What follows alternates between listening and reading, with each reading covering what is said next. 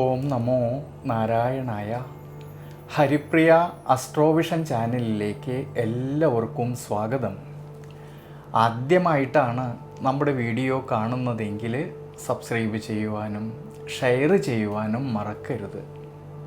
കൂടാതെ ജാതക സംബന്ധമായിട്ട് എന്തെങ്കിലും സംശയം തോന്നുന്ന പക്ഷം എൻ്റെ ഈ വാട്സപ്പ് നമ്പറിൽ ബന്ധപ്പെട്ടോളൂ. ഞാനിവിടെ പറയുന്നത് ഉത്രട്ടാതി നക്ഷത്രത്തിൽ ജനിച്ചവരുടെ ഫെബ്രുവരി മാസത്തെ ഗുണദോഷ ഫലങ്ങളെക്കുറിച്ചാണ്. ദൈനംദിന ജീവിതത്തിലാണെങ്കിൽ സദാ പരിശ്രമശീലരായിട്ടുള്ള ഈ ഉത്രട്ടാതി നക്ഷത്രക്കാർ പലവിധ ബുദ്ധിമുട്ടുകളിലൂടെയും പ്രയാസങ്ങളിലൂടെയും കടന്നു പോകുമെങ്കിലും ഉയർച്ചയിലേക്കും അഭിവൃദ്ധിയിലേക്കും എത്തിച്ചേരുന്നവരാണ്. പൊതുവേ ഈ ഒരു സമയത്ത് ജന്മശനിയുടേതായിട്ടുള്ള കാലഘട്ടം നിലനിൽക്കുന്നുണ്ട്. എന്നാലോ ജന്മരാശിയുടെ അധിപനായിരിക്കുന്ന സർവേശ്വരകാരകനായിരിക്കുന്ന വ്യാഴത്തിൻ്റെ സ്വാധീന ശക്തി മൂലം ആരോഗ്യസ്ഥിതി പൊതുവെ തൃപ്തികരമായിട്ട് കാണുന്നുണ്ട് ഈ ഫെബ്രുവരി മാസത്തിൽ.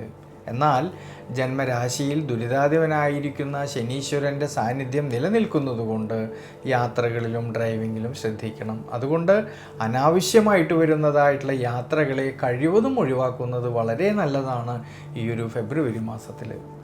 കുടുംബത്തിലാണെങ്കിലും കുടുംബ ബന്ധങ്ങളിലാണെങ്കിലും ഭാര്യാഭർത്തൃ ബന്ധങ്ങളിലാണെങ്കിലും ശ്രദ്ധയോടു കൂടിയിട്ട് മുന്നോട്ട് പോകേണ്ടുന്നതായിട്ടുള്ളൊരു സമയമാണ്. അഭിപ്രായ ഭിന്നതകളോ മനോവിഷമതകളോ വരാതെ നോക്കണം. എന്നാലോ ധനപരമായിട്ട് ധാരാളമായിട്ടുള്ള നേട്ടങ്ങൾക്കും മനസ്സന്തോഷത്തിനും അഭിവൃദ്ധിക്കുമെല്ലാം സാധ്യത കാണുന്നുണ്ടെങ്കിലും അനാവശ്യമായിട്ടുള്ളതായ ചിലവുകൾക്ക് കൂടുതൽ സാധ്യത കാണുന്നതുകൊണ്ട് സാമ്പത്തിക സ്ഥിതിയിൽ ചാഞ്ചാട്ടം വരാതെ നോക്കണം ഈ ഫെബ്രുവരി മാസത്തിൽ.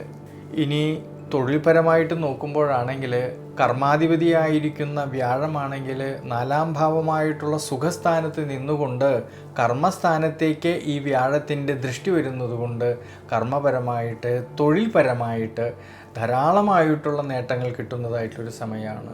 എന്നാലോ നിവൃത്തിനാഥനായിരിക്കുന്ന ബുധന് ദുരിതഭാവസ്ഥിതി വരുന്നതുകൊണ്ട് ഈ ഒരു സമയങ്ങളിൽ കർമ്മസംബന്ധമായിട്ട് പുതിയ പുതിയ തീരുമാനങ്ങൾ എടുത്ത് പ്രവർത്തിക്കുമ്പോൾ കുറച്ചൊക്കെ ഒന്ന് ശ്രദ്ധിക്കണം.